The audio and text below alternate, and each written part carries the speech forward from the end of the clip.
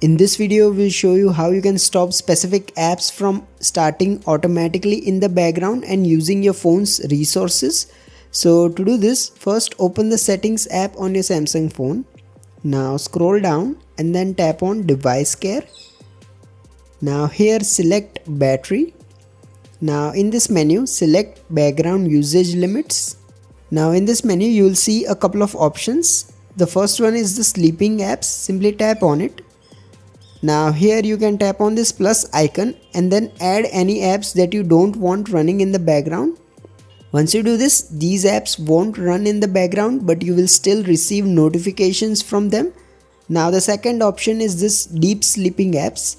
Now any apps that you add here are never allowed to run in the background. So this means they will only run when you are actually using them. You won't even receive notifications from these apps when they are closed. So make sure to keep this in mind. So basically, if there is an app that you don't want running in the background at all, you can add it to this list. Once you do this, you should see a massive improvement in your Samsung phone's battery life. If you find this video useful, please don't forget to like and subscribe to Glitch Good.